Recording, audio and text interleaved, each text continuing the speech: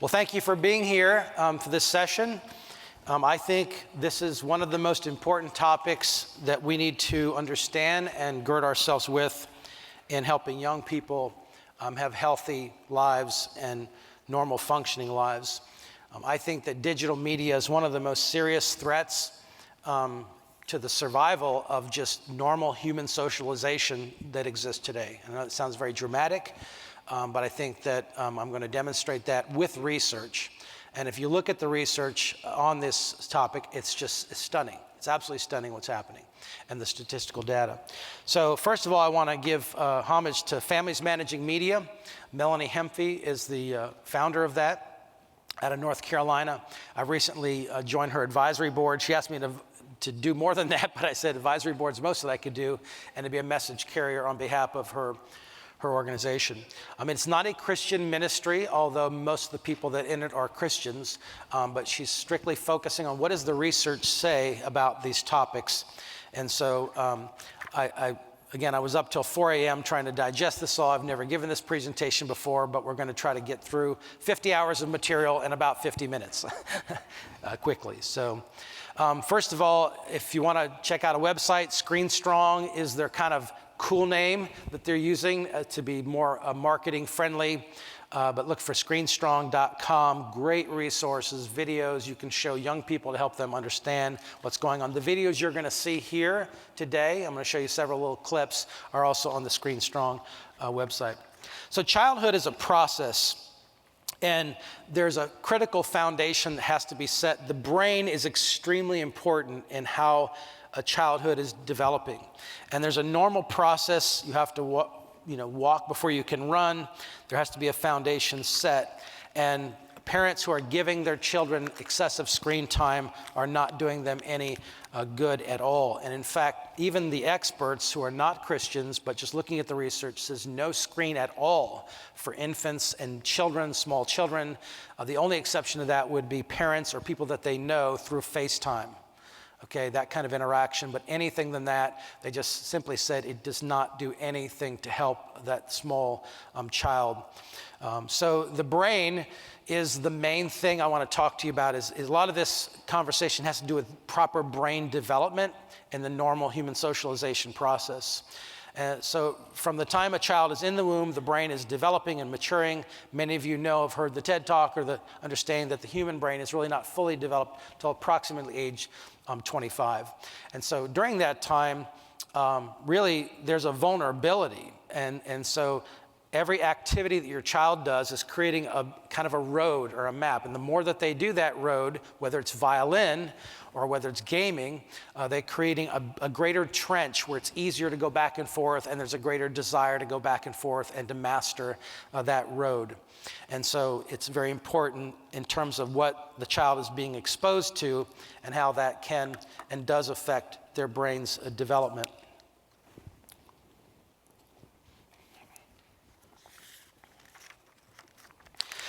Because the brain is not fully developed, children are not fragile, but they're not resilient either. So unlike an adult brain, drugs, stress, and addiction impacts a adolescent brain and does much more harm to teens than it does to an adult who can handle these kinds of forces. 90% of all addictions start in teenage years. Screens are becoming an increasingly problem in terms of an addictive quality of them on a variety of levels in terms of gaming and social media and how they play out. So the healthy brain development is what we want to talk about here initially. I've got several slides. I'm just going to run through them. But in order for the brain to be healthy, normal human socialization involves, first of all, handwriting. The brain needs the hands and to interact in a tactile world in order to fully have the full developmental potential of the brain. The best engineers, including Bill Gates, tinkered a lot using hands, right? Legos, models, tinker toys, building things with the sand, building blocks, art with pencils, painting. All this stuff can't be done on screens. And so the more screen you have, the less tactile interaction you have. And so screen extensive exposure to screens produce lopsided brains, stimulating only very small areas of the brain and do not do larger areas. Exercise and movement. Children who jogged for 30 minutes 3 times a week increased their cognitive performance after 12 weeks. Increased cognitive performance. So in terms of test taking, mastering subjects in school, the SAT, those kinds of things. That cognitive performance plummeted when the exercise stopped. So the more they physically move and interact with the physical material world, the more their brain will develop. Playing music. Music, scientists have found that playing music stimulates more parts of the brain than any other human function. I play no music at all, which explains everything, doesn't it? Yeah, so I wish I did, but I'm just not a musical sort of guy. Now, my mother was a professional opera singer, so I have a good ear for good music, and I like listening to music, but I can't play a thing and have no interest in playing anything. But children's brains develop faster with musical training. A 5-year USC study shows significant difference between kids who learned to play instruments and those that did not. Again, it takes many, many hours of playing to be master and to get the full benefit of that, but if you're doing screens, it's just something else that's being taken away. Nature and daydreaming. Innovation and creativity are born in the shower. Why is the shower important? There's no distractions. You're having to just get into your head and think about life and whatever, right? And you just kind of meditate. I remember I was just doing a master class on authors because I'm doing some writing, formal writing. And this one lady said her best ideas come in the shower, where she just thinks of something and she begins to write about it. So this is very, very important. The brain has to stop, in a sense, and not be stimulated in order for it to go to a different place to think very deeply about life. Alone and solace is where we can learn to calm ourselves down and have stabilized emotions and really think deeply about life. I just think about I'm going to go off the research for a second and think about the conviction of sin. If you're always distracted listening to something, how is God going to speak to you? How is the Holy Spirit going to convict you of your sin? And how is any change going to happen when there's always distraction? It's almost like a toy of the enemy, right? Distract, distract, distract. Don't think deeply about God and about yourself and who you are and all of these things. And so it's a real spiritual problem as well. And this is why trail life is so amazing. In nature, there's actually a form of healing that's going on. Boys learn things. They learn about the gravity and physical world, running, eye development. When you look far away, there's actually certain muscles that are being used, that are not being used otherwise, which if you're in an indoor environment or on a screen, you're not getting them. That muscle's not being used. Unstructured play is extremely important. And in order to build a healthy brain, you have to have unstructured play. In unstructured play, kids learn to practice life. They have role playing. They collaborate with peers to make up games. They have to make up rules for the games. They develop a culture of their own. And social media and video games are entertainment, but they are not play. They are structured, like a slot machine. It's just very structured. It's very specific, and it's used to manipulate with rewards to get physiological effects so that you want to get that over and over again. Especially for a boy, he feels like he's mastering some universe and playing this game, and he's getting rewarded, and there's ranks and all this stuff, and it's all fake. It's all unreality, and it's only using a very narrow part of the brain. Video games do help connect and entertain, but they do not build resilience in the brain, because there's a very narrow path to just winning the game. Empathy and touch is very important. And again, you can't form trust through the internet. You have to have human interaction. And so, just shaking hands, as our comedian was talking about last night, the use of texting and email causes a loss of empathy and understanding because it's very sharp. There's not a human element to that. I think when you're talking to someone, there's more grace that flows from that. There's more understanding. There's an empathy there, which if you're just, and young people today, they're just communicating back and forth with texting and Instagram and various things, and Snapchat and various forms of messengers on social media. Language and conversation, again, very important. I've got studies on all this stuff, so if you want the specific citation, I can download it for you. That's fine as well, and we'll try to make this available also. Sleep is a really big deal.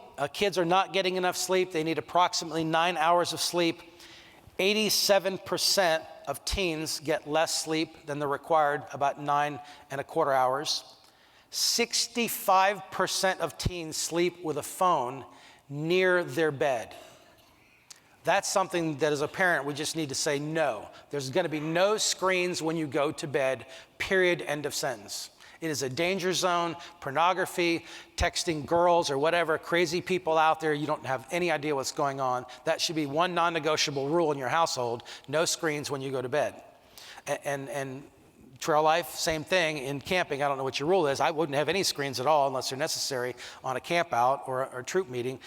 It's just not necessary. Maybe you're first officer, you're a patrol leader. If there's scheduling things, that's one thing, but we need to regulate that. During sleep, 1 out of 5 teens wake up in the middle of the night to check their phone. So this interrupts the sleep process. During sleep, the brain goes to work, it reorganizes data, there's memory consolidation, emotional regulation, cell growth and repair. All this stuff is happening, growth hormone. But if you interrupt this process over and over and over again, which screens are doing, it just becomes a problem in terms of, again, a healthy human being developing the way that God has intended it. Athletic and musical skills advance dramatically with a good night's sleep. It's been said that the cruelest form of torture is a lack of sleep. And in fact, some prisoners get more sleep than even our teenagers because of these screen issues that keep them up. So again, sleep plays a major role in athletic performance. It raises GPAs, lowers dropped classes, better reaction times, lower injuries. You could go on and on and on. Even three-point shooting, Shaq should have known if he just slept more, he would have made it better in his reading is very important. Reading is the #1 predictor of academic success. Books and reading are the first thing to go when screens are picked up. Okay, and reading on a screen is not the same, especially for a young person, because of the distractions. You know, if it's not like if it's a Kindle, I guess that's different, but there's some integrity to just reading. Books and readings are the first thing to go. Childhood imagination is like a muscle. It must be used over and over again. And so this is an important thing, and it's connected, and there's some degree of imagination going on with the video game, but not a whole lot. But again, the undistracted thinking about life. And, you know, look, we have this thing where it's like, oh, being bored is the wrong thing. No, it's good to be bored, because when you're bored, it forces your mind to think creatively. What kind of game can I play? I need to think about what to do. Mom, I'm bored. You're not allowed to be bored, my family, right? That's what we say. No, you're not allowed to be bored. Good, be bored. Think about what you can do. Make an airplane. Go dig in the yard. Figure out some way to interact with the world. Right? Boredom is not something we should go, oh, my child should never be bored at any particular time. It's actually good for them to actually stretch their mind and cause them to think in a different way. This is the #1 most important thing to human socialization for children, and that is attachments. Attachments. Kids are connected, they're not attached, and I'm going to show you what's happening. Every human being needs to be attached to some other human being. Prisons are full of unattached people. Nursing homes with people who are, or ALFs, assisted living facilities, people who are prematurely aging are unattached. And so our culture is connected, but it's not attached. Responsive parents who are engaged with their children's lives have children who are happier, socially competent, they're resilient, they're persistent, they're likable, they empathize with others. What we call cold screen parenting, where there's not a lot of interaction, just letting the child have the device and go on what they do for hours and hours at a time. Those kids are distant, they're difficult to reach, they're hostile to authority, they shun togetherness. They wouldn't ask for comfort if they're hurting. They kind of develop this internal world where they just go inside, and they can often be described as having a mean streak. So there's 2 ways that your child can develop, or the trailman can develop: family orientation or peer orientation. Okay, and so our relationships are more important to our health many people believe that even what we eat or whether we exercise, that is the number one indicator for mental health and social health is whether or not you have these attachments and the relationships that you have. Social isolation is a risk factor for early death. And kids that are, again, gaming does not connect you, but it doesn't form attachment, doesn't form relationships, so it's really a form of isolation. Human brain needs to orient itself towards something, and the true north in that something should be parents, if at all possible. Now, what's happening is that instead, so a child, normal human socialization is for the primary attachment to be with the parent, right, or parents, hopefully. But what's happening is that now with screens, the child goes off to school, usually unless it's a homeschool environment, and even then, and so they're attaching to their friends during the day, and they come home, and they're still attached to their friends. They're still attached by messengers, by Instagram, by checking, seeing what's going on, all this stuff. And so the primary attachment of the parent is completely removed, and now the primary attachment is to the peers, okay? And there should really only be one coach. There shouldn't be two coaches, because if one coach, the parent, is saying, okay, this is the plan, this is what we're going to do, and the other set of coaches are going, no, this is what we're going to do, it's not going to work. You can't serve two masters. And so this is a really serious problem, is the lack of attachment to parents, and the social media and the phones and the digital world is causing them to be attached to their friends who are immature and often not good influences. Bad company corrupts good morals. We have to build a community. More time on the internet, more time in gaming, more time in social media is less face-to-face time and interaction. So we have to protect our families, guard our children's hearts and minds, and make sure that we develop. Our kids need, this originally said our kids need a village. I said, no, we're not going to do that, I'm sorry. Kids need a tribe and a community. Sorry, Hillary. Screen living is lonely. It's, again, we talked about this, social isolation is a risk factor for early death. 12 to 23% of Americans say they have no one to talk to. In 1985, it was only 8% that said they have no one to talk to. Because of the internet, we live, shop, go to school, we work alone. With video games, many college students don't even leave their room. Networks are expanding, but our friends are shrinking. So let's talk about screen addiction. Not all screens are created equal. Remember this, the bigger the screen, the safer it is. The smaller the screen, the more dangerous it is, because you can't see what's going on. If it's bigger, it's better. So you gotta want to do something, you want to play a game, okay, open the laptop in the living room, not facing, but where everybody can see what's going on, right? So if there's some crazy ad that pops up, kid wanders out somewhere, whatever, hopefully you have protective guards, but you're able to see what's going on, right?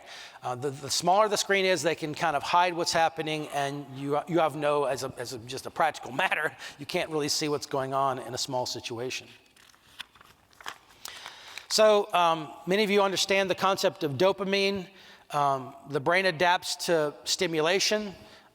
In computers, it's kind of hyper-focused, but the most gaming situations, and even just to look at the phone, there's dopamine being released every time you look at Instagram, every time you try to see how many people like this, or, you know, was this really cool? Am I being accepted or not? So all these mental processes are going on around this, and so it's a very important thing to understand that's not positive. So as with many other things, including drugs, including sexual types of things, dopamine is a chemical which is released, which is kind of the pleasure chemical that gives a high or a very positive feeling. And so this is what's taking place. There's a reward circuit that the brain has, becoming excited. And as the brain is becoming more excited from the dopamine, it's becoming less excited about everyday life. So those things become boring, and the more hyper-responsive things become more interesting. The internet is a low-effort novelty machine. It has photographs, content, swipe, link, click, whatever. But the brain remembers very quickly that when you're holding, you can perform a very simple behavior by getting new information. Just seeing your phone releases dopamine like a drug. And then there's oxytocin as well. This is the love hormone, what they call the cuddle chemical. That's really creepy. I don't even like saying that. Because the brain releases this pleasure chemical that transpires. Actually, when you kiss or hug someone, oxytocin is being released. In 10 minutes of social media time, oxytocin levels can increase as much as 13%, a hormonal spike equivalent to some people on their wedding day. Now, the occasional use of these devices, there's no long-term effects that we've seen in the research, but continually flooding the bloodstream with stress hormones is a recipe for chronic health problems. And there's tons of research that's behind this. Every day, a new study is coming out. And the church is clueless. We're like, I'm looking at my church, and little kids are like having smartphones unguarded on Instagram, posting immodest pictures, and it's like, what in the world are we doing? The world is getting this actually better than we are. We have got to inform ourselves, starting with the research, but also informing ourselves with the truth of God's word and the scripture as well, that this is robbing our kids of all the things that God has created to be normal and natural in terms of their development. Let's go ahead and play this video.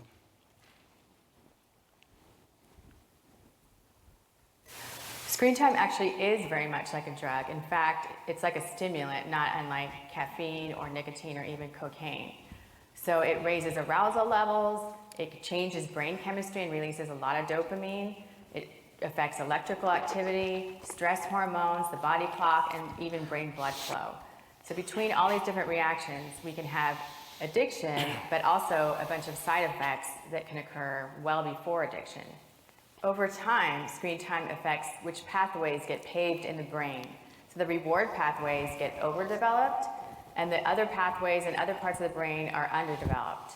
And we can actually see these in brain scans. We can see there's certain parts of the brain that have atrophy or shrinkage, and in general, the brain is less connected. So screen time causes a brain to be smaller and less connected. Now, because screen time affects the part of the brain that controls mood regulation, focus, and impulse control, it can cause all sorts of problems. It can cause the child to look like they have ADHD because they can't pay attention and they're impulsive. It can make a child depressed and anxious. It can cause rages and meltdowns and even create a bipolar picture. It can make autism worse. It makes it harder to read and learn.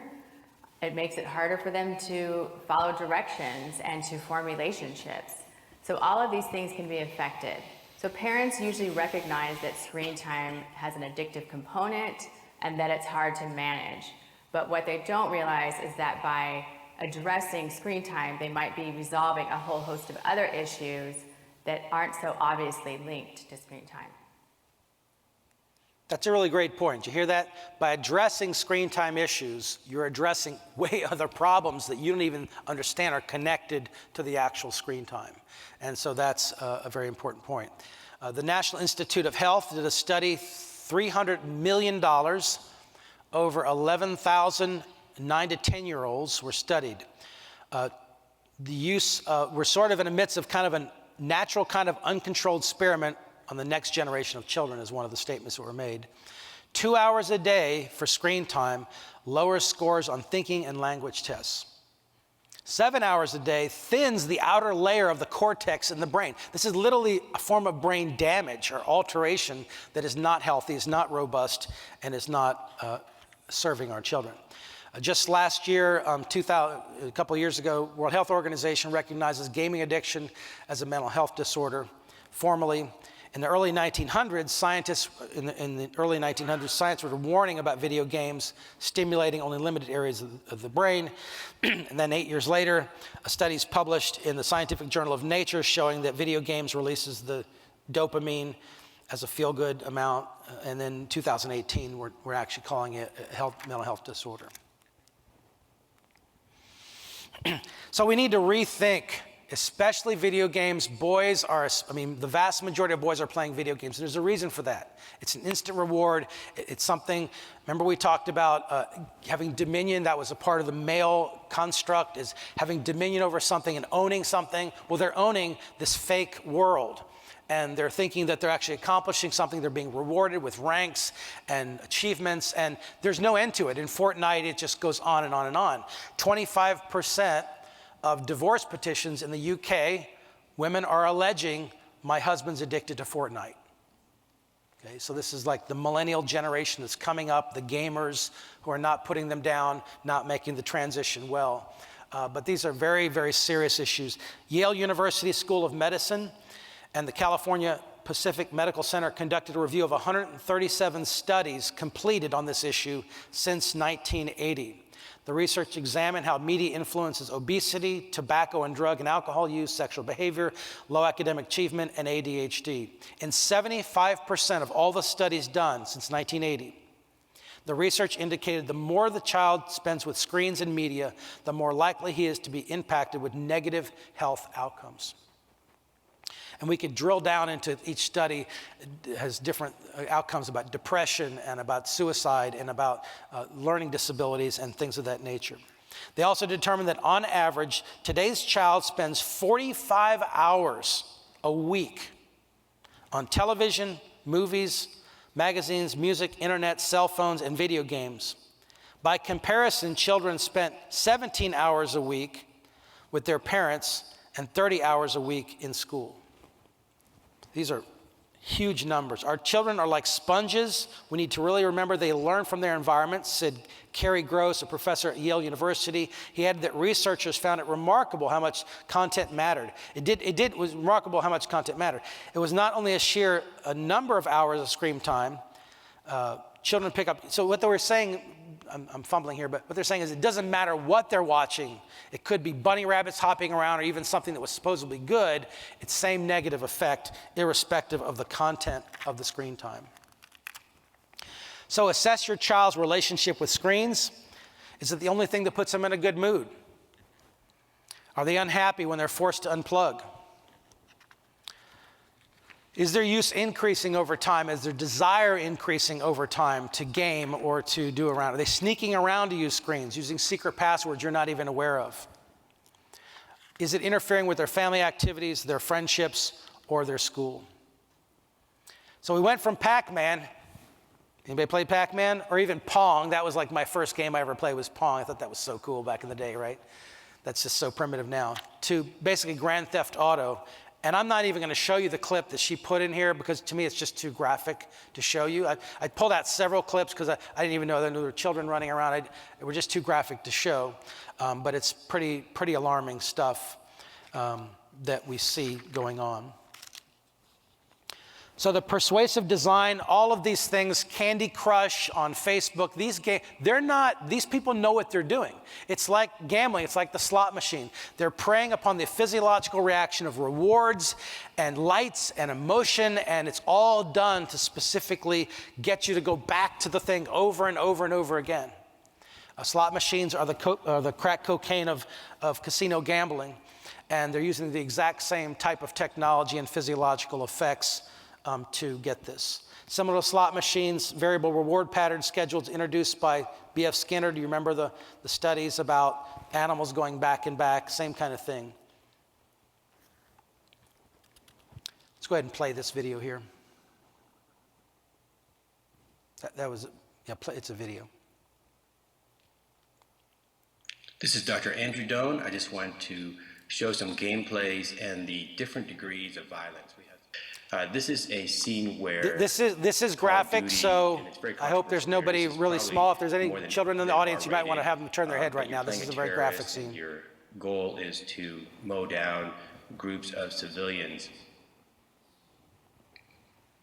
And this is extremely graphic, and you can tell the gamer, when they do play these games, the blood pressure does increase to 140, or 190 over 140 diastolic, and it's amazing. But notice how the game tells the player how to reload as well. So empty the clip, and then the game says reload. So these games, like Lieutenant Colonel Grossman has been saying, aren't teaching our kids how to kill and train them how to kill. So therefore, these mature rated games should not be allowed in the hands of an 8-year-old or 10-year-olds. And I still know so many parents who let them play. This is Grand Theft Auto 4, showing a montage of headshots. And notice that these headshots are directed toward law enforcement individuals. And it's amazing is that when I give these talks around the country, I ask the kids, what happens when you shoot an individual in an arm or a leg? Well, they know that they don't die. So the kids, when they are allowed to play these games, are being trained through repetition, through simulation, through playing these games that a headshot results in a kill. We have millions of kids at a gut basic level. Human death and suffering is the same as their popcorn, their candy bar, their girlfriend's perfume, their soda. And what do when somebody dies in a horrible way on the screen? They cheer and they laugh. They are not just desensitized. They have been taught to associate reward and pleasure with human death and suffering from the youngest age. And then we put them in the video games. We turn killing into a conditioned response. In the 1990s, I was a West Point psych professor. I helped run the rat lab. The dumbest cadet could teach the dumbest rat in an hour. Lights on, press the bar, gonna get food. Our kids have been taught hundreds of thousands of times. Blow people's heads off in explosions of blood and you get points. They have been operately and classically conditioned to associate reward and pleasure with human death and suffering. Around the planet, children are committing crimes never seen before in history, and we know what it is. Violent visual imagery inflicted upon children. Protect your little ones. Why would you let them watch it on TV? Why would you let them see the dead body on CSI? Why would you let them watch that violent movie where people die? Strictly enforce the rating systems. If you have a 10-year-old playing a T-rated game, the people who made that game say 13 and above only. M-rated games are 17 and above only. There are sick games this industry is putting out there. If you have a 15-year-old or a 12-year-old playing an M-rated game, then your standard is lower than the standard of this industry that's putting these games out there. Their ratings are the bare minimum that we should be enforcing. Limit the times, enforce the rating systems, but the one new factor around the world, we have the brain scan studies, we have the correlational studies, there is no doubt. The one thing all the school killers had in common is violent visual imagery. They dropped out of life and they immersed themselves in the world of video games. The clip was from Grand Theft Auto, the first one. The current statistics show 40% of 9-year-olds have played Grand Theft Auto. 40%. That's stunning. And so just do the math, understand the shootings we're having. No one is sounding the alarm on this in the government. I'm very grateful for Melanie and her leadership in North Carolina. They just did basically a whole weekend involving physicians and doctors talking about this and having teachers and counselors be educated on this so that they can help better serve young people. But it is approaching a crisis. So, which type of gamer lives at your house? Casual, at risk, or addicted. A casual gamer will play a few times a month. Take it or leave it. He's balanced. He has other hobbies. He's a good communicator. And that's a casual gamer. At-risk gamer plays 2 to 3 times a week or goes in streaks. Serious about all things gaming. Anger outbursts, disappointments when the game doesn't go right. Life evolves around the game, maybe drops out of sports, doesn't want to do other activities, and hard to make eye contact. Addicted gamers play every day. Most of the entertainment is centered on games, has a temper, has very few other outside activities, and has signs of withdrawal when he's forced off the game. This is Melanie Hempy's son, and his experience helped her to form this organization, Families Managing Media.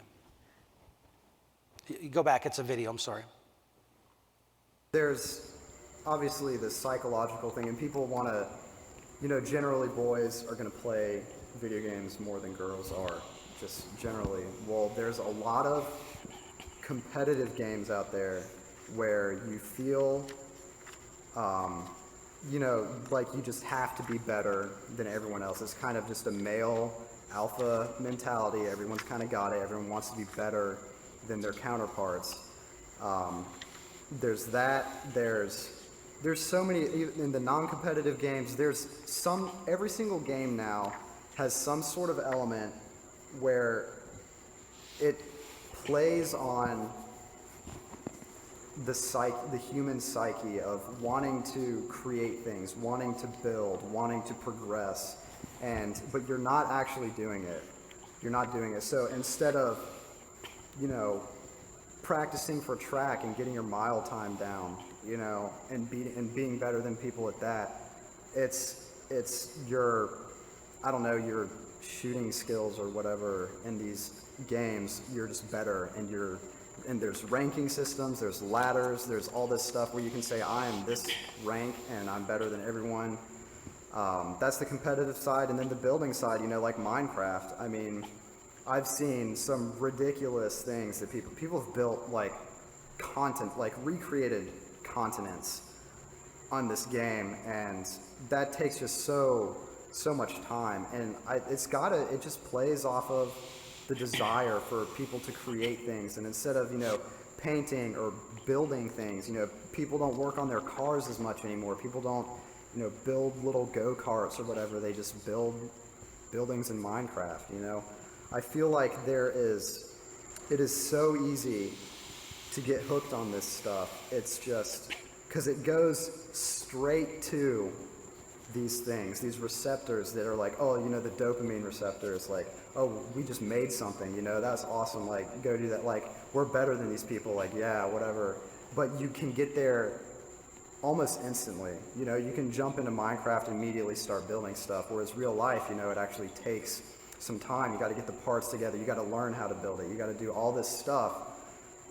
It's just, it's like the American dream of, it's like get rich quick, but for life, kind of, just the fulfillment. And it's empty though, because as soon as you stop playing the game or you move on, it's all gone. It's all gone. Once you stop playing, like, it's nothing real. It's just wasted time in the end. There's all kinds of arguments out there about, well, I want my kid's learning computer stuff from the video game, and I know 4 programming languages, and I am very much a self-taught computer guru, and I'm telling you, you do not learn anything other than how to move files around, maybe, which is basic, like, Windows stuff. Like, you don't learn anything about that from video games. Like, you don't learn, so we'll just squash that one right now. So your kids don't get smarter if they win a game or... Obviously there are educational games, like math games and stuff like that, to try to engage kids more, but if your kid's playing, like, Call of Duty or Battlefield or Minecraft or, whatever, I've seen in Minecraft people build, like, working calculators and stuff, unless they're, like, doing something like that, like, sure, you can learn about it, but, for the most part, 99.9% of the time, your kid isn't gonna be learning anything. And as far as wasted time goes, it's entertainment is what it is. It's the same as sitting and watching a TV show. It's the same as, watching a football game or whatever. It's entertainment, and but it's a very addictive form of entertainment, and it can turn very quickly from entertainment to, like, ruining your life, almost kind of like a drug addiction kind of thing. So Adam was addicted, and he didn't want to do anything else. Went away to college, and literally his first year he failed out. He just went in his dorm room, missed classes, and went back home. Same thing, gaming, and mainly military type shooting games. So Melanie brought an Army recruiter into the home without his knowing and said, okay, you like shooting and you like, war games, let's talk about the real thing. And so he went into the Army, and that's how he broke his addiction. That through, and his mom created this whole organization, but it's a pretty remarkable story, and so he's talking from experience. So I got about 15 minutes and about 4 hours of material, so I'm gonna run very quickly here. You're starting to get the idea that this is a dangerous thing that we're not even seeing and not even understanding. But I'm just gonna move along here. Connections between social isolation and screen addictions is very clear. We no longer have to prove this. It's very clear in the literature. Pornography is a whole nother huge area where we're seeing the screens become problematic. Even the best stuff, I've used Covenant Eyes, I use Disney's Circle. There's ways to break through them. And so it's very challenging. Porn changes brain structure and the function of the brain. I'm just going to move very quickly because we're not going to be able to get through everything. The smaller the screen, the more dangerous it is in terms of pornography. You can't really see what's going on. We need to rethink social media just because it's a major deal. This is kind of funny. Before we got fired, we used to talk to each other. Sexting is a huge phenomenon. I have no reference point for it whatsoever, but the rates of percentages of young people that are sending texts that either have sexual content in the words or pictures of themselves is stunning. I was approached by a pastor of a very reputable conservative Christian church in Florida. And he said, John, I need help. And basically his son had, I guess, text a picture of himself inappropriately to a girl who was a minor. And suddenly they realized they could have a felony on their hands in a major situation. And so she reciprocated. He was over the age of 18, and we had all this issue all of a sudden. This is a pastor's son who was doing ministry in the church as a leader in the church. So this is just insane, but our world is just out of control in this whole area of human sexuality. And again, our children are just imbibing this, so we have to be guardians of this and understand what's happening. Study of 700 6th to 8th graders. Again, those that made rude or mean comments by text. The farther you go into 8th grade is a very dangerous grade. It's kind of like the high-risk place where kids are trying to figure out who they are and what's going to happen. But there's a lot of danger in the 8th grade there. Mental health crisis. 1 out of every 5 children have mental health problems. I would submit to you that this phenomenon is contributing rapidly to that. Rise in ADHD, more anxiety, more depression. 71% of teens who spend 5 hours or more per day on their devices are more likely to have one risk for suicide. I've seen this in my own family. It's a real statistic. Suicide, second leading cause of death in the world for ages 15 to 24. You go on. Here's some questions to ask. Is your teen at risk for social media problems? Can't be it without the phone during the day. Increased anxiety, stress, nervousness. Comes less connected to family. Never comes home. Sleeps with the phone. Never turns it off. Hides content, et cetera, et cetera. Is it possible to take it away? Yes, it's possible.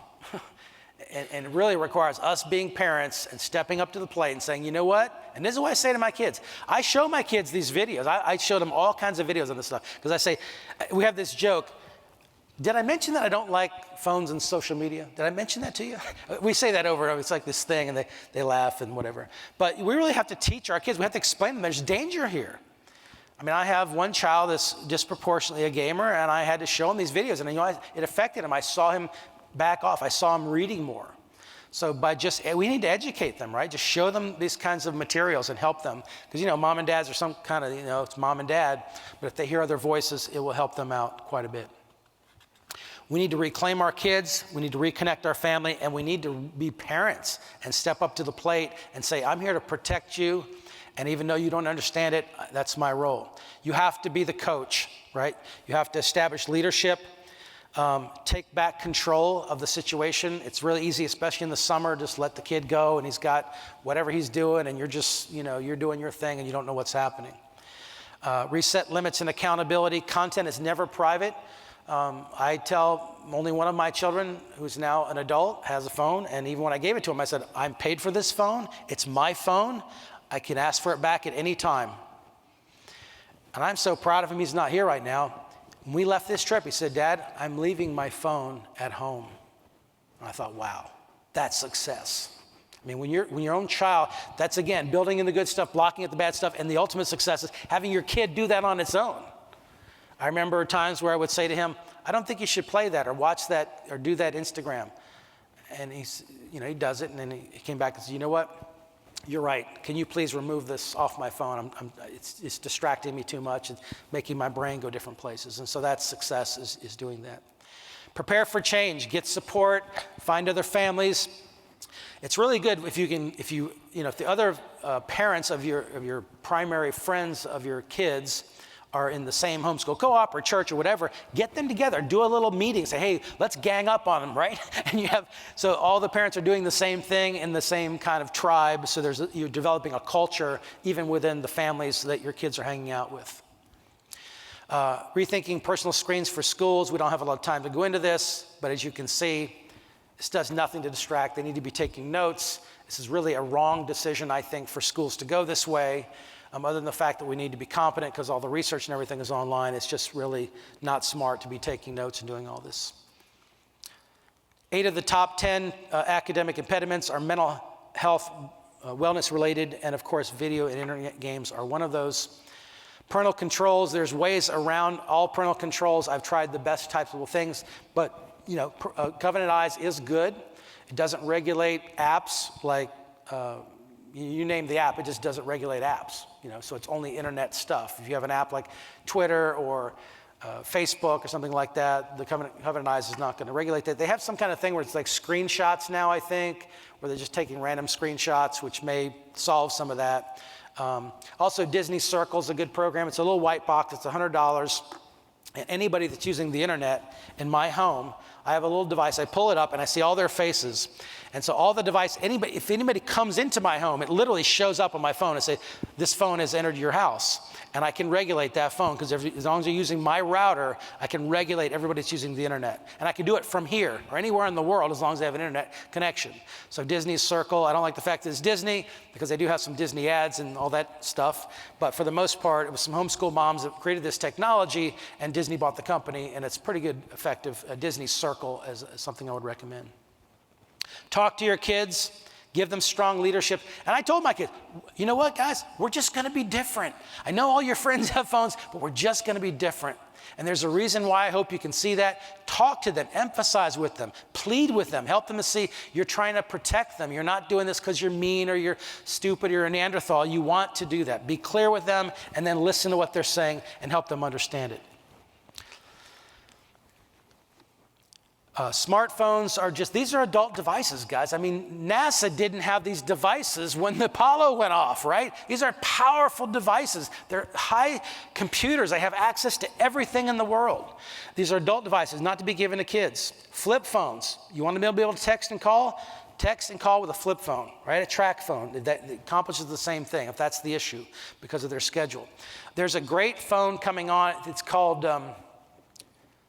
the Clean Phone, I think. No, it's called Light Phone. Thank you, Joseph. There he is back there. He's spying on my presentation. Light Phone. It's some really amazing tech guys realize that the secular way, these things are destroying our whole world. So it does a couple things. It texts, it calls, it gives you directions. I've ordered it already, $300, and it's still going to come in because it's like on one of these platforms where you pay and then they're building it. What do you call that? It's like a GoFundMe thing or something, but I think it's called like Indigo or something. It's a device. But they've already, the Light Phone 1, all that did was call, and that's it. And I think it text. This one has like directions. You can call an Uber. You can do calculator. And so it has some tools on it.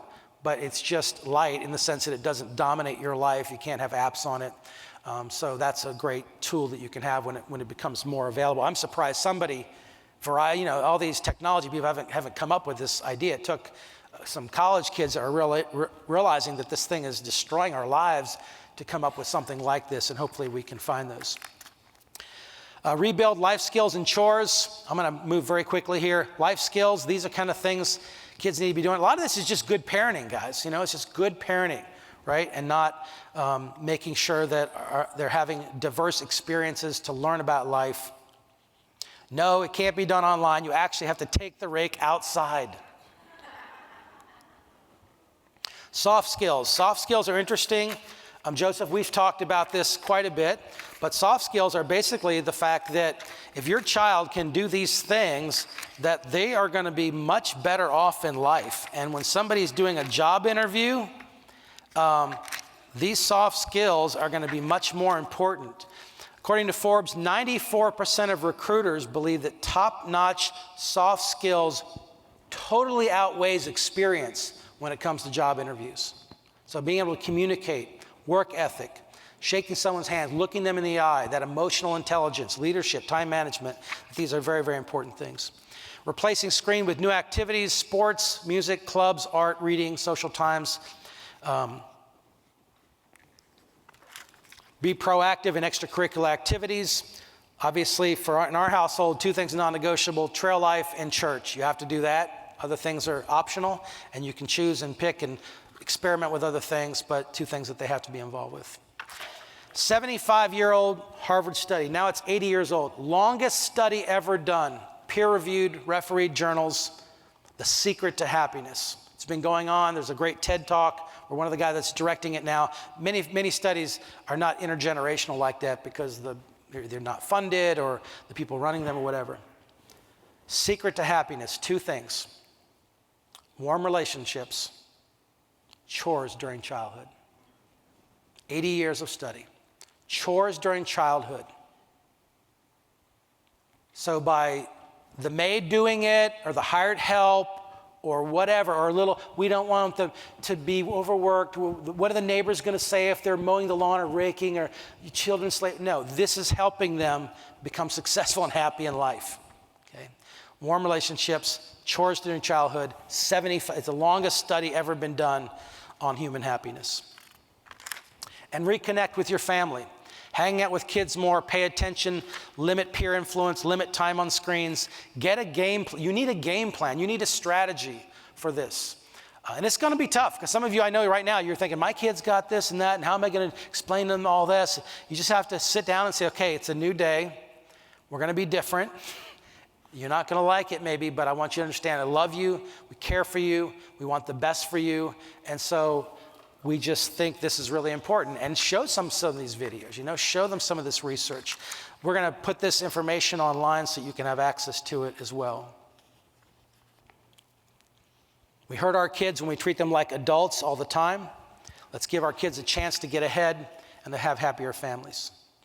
Delay smartphones. The best experts out there, like there's this whole website called Wait Till 8th, or Wait Till 8. And it's basically saying, don't even give them a phone at all until the 8th grade, 14 years old. This is what the world is saying.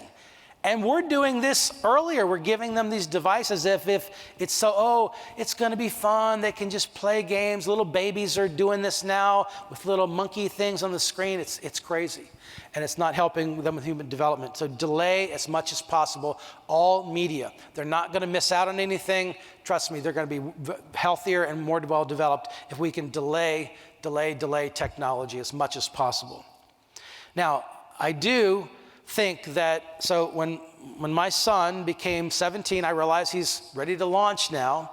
I gave him the device. I told him, it's my device. I'm going to regulate it. I'm going to ask you back for any time. I don't want any fits or tantrums. I'm going to pay the bill, so therefore I'm going to control the device. So I've got my own apps on there. I've got my own processes. Apple's got all kinds of great parental controls. You have to spend time doing this. I mean, this is almost like not exactly a part-time job, but you have to invest in this because this is a huge issue that's affecting their mental health. Think of how much money you would spend or therapy you would go to if your kid had mental health issues.